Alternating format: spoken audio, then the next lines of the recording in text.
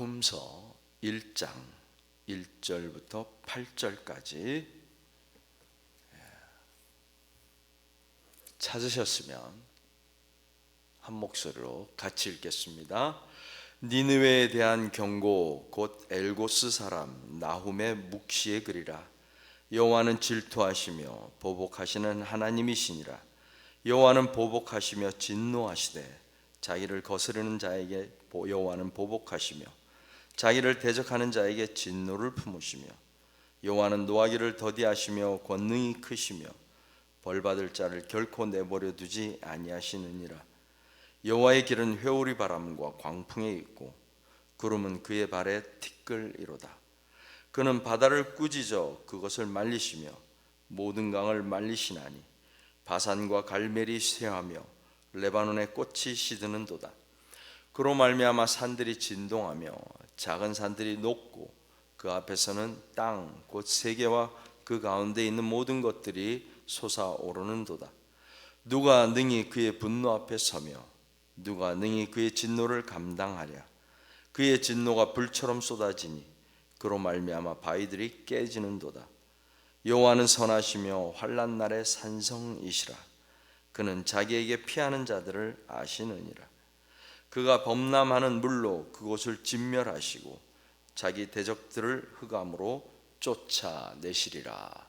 아멘. 어제까지 요나서의 말씀을 가지고 우리가 함께 나누었습니다. 나훔서는 요나서의 시즌 2와 같은 책입니다.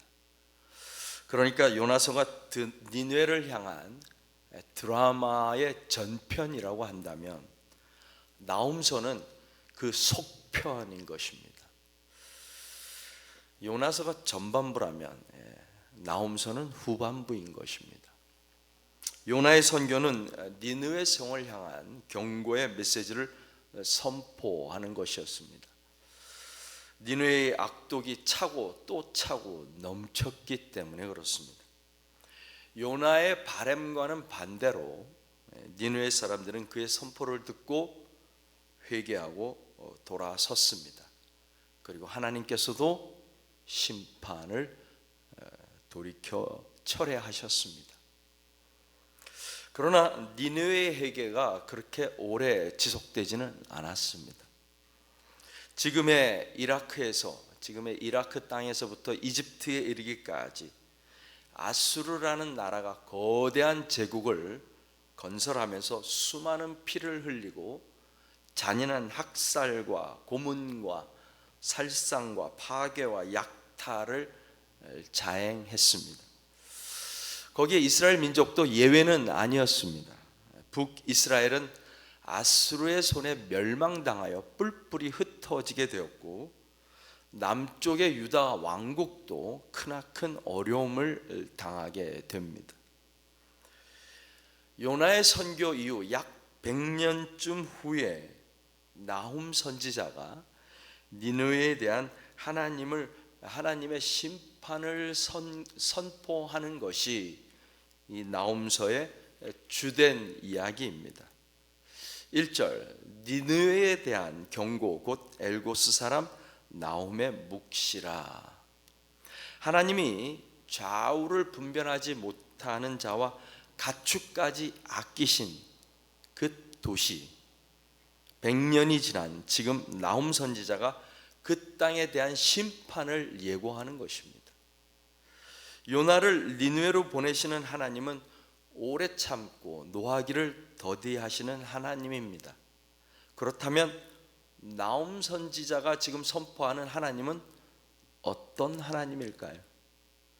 2절 질투하시며 보복하시는 하나님, 자기를 거스르는 자에게 보복하시고 자기를 대적하는 자에게 진노하시는 하나님. 3절 벌받을 자를 결코 내버려 두지 아니하시는 하나님. 우리 인간도 질투하고 보복할 수 있습니다. 그러나 우리 하나님의 질투와 진노와 보복이 무섭고 특별한 것은 하나님이 능력이 있으시기 때문에 그렇습니다. 여호와는 권능이 크시기 때문입니다. 말로만 하시는 것이 아니라 실행할 수 있는 능력이 있으시기 때문에 두려운 것입니다. 심지어 산과 바다와 강이 하나님 앞에서 진동할 수밖에 없는 그런 분위기시기 때문에 하나님의 진노는 두려운 것입니다. 반드시 실행될 것이다. 또한 여호와의 심판은 정의롭다는 것입니다. 여호와는 선하시다. 오늘 저희가 부른 찬송에 주가 다스리시고 바른 심판하나니 나라들이 즐기며 기쁜 노래합니다.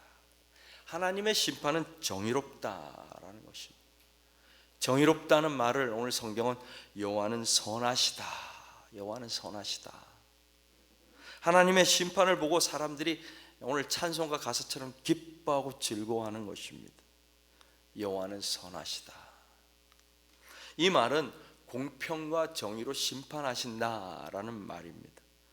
편벽된 심판을 한다면 누가 하나님을 향하여 정의롭다, 선하다라고 말할 수 있겠습니까?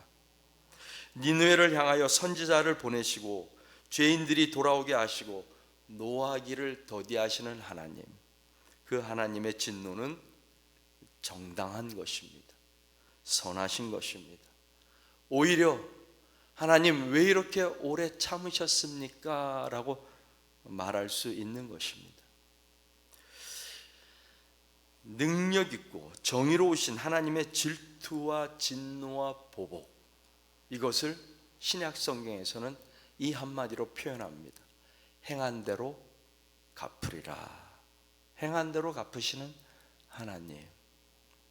한 문장으로 요약 압축할 수 있지만 이 나홈 선지자의 경고 앞에서 우리는 우리의 등골도 서늘해지는 것을 느낄 수가 있습니다.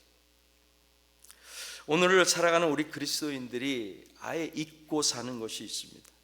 아니, 착각하고 무시하는 것이 있습니다. 무엇일까요? 하나님은 정의롭다라는 것입니다. 하나님은 정의롭다. 공의롭고 정의롭다. 이 말은 하나님은 공평하시다라는 말입니다. 차별이 없으시다. 차별이 없으시다.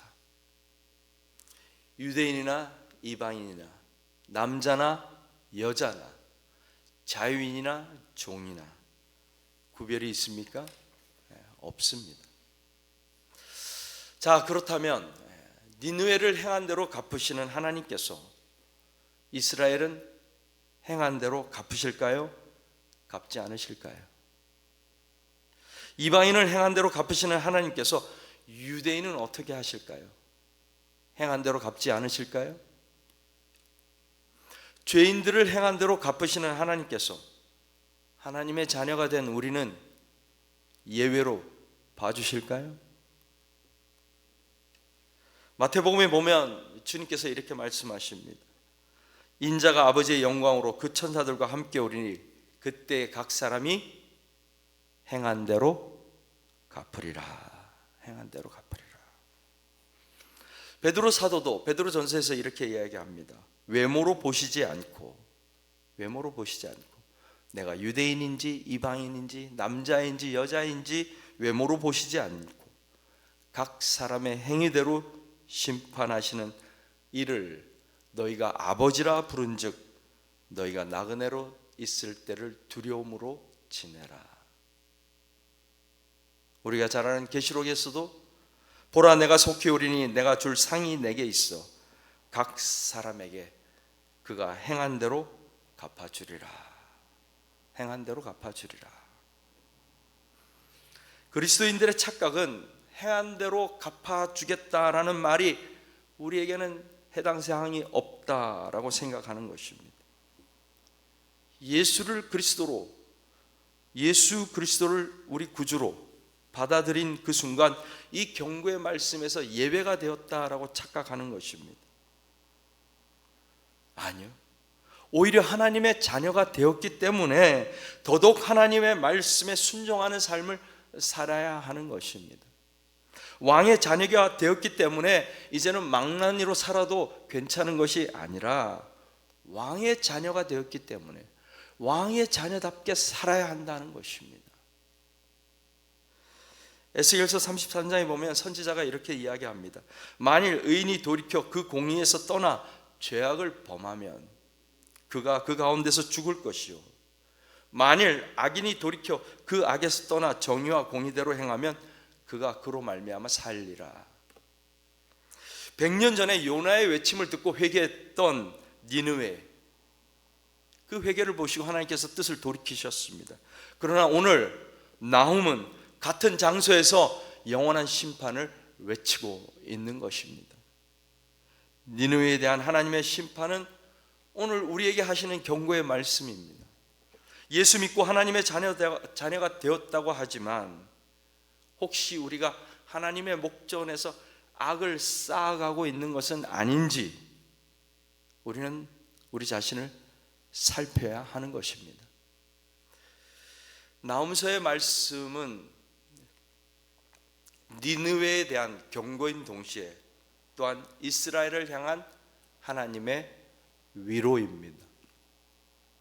아수르로 인하여 말할 수 없는 고통과 시련을 겪은 하나님의 백성들을 향한 하나님의 소망을 주시는 것입니다.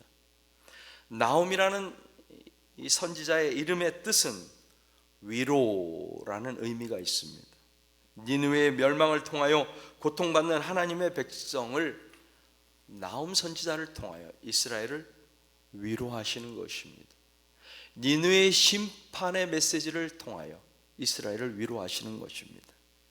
7절 말씀을 보면 여호와는 선하시며 환난 날에 산성이시라. 그는 자기에게 피하는 자들을 아시느니라. 하나님을 바라보며 소리 높여 도움을 호소하는 이스라엘에게 피난처가 되겠다는 말씀입니다. 악인을 향하여 하나님의 심판을 예고하는 동시에 의인을 향하여 하나님의 보호를 약속하시면서 위로하시는 것입니다. 시편에 보면 이렇게 하나님을 찬양합니다. 자비로운 자에게 주의 자비로우심을 나타내시며 사악한 자에게는 주의 거스리심을 보이나니. 여러분이 만나고 싶은 하나님은 어떤 하나님이십니까? 질투와 분노와 보복하시는 하나님이십니까? 아니면 노하기를 더디하시며 선하시며 우리의 피난처가 되시는 하나님이십니까?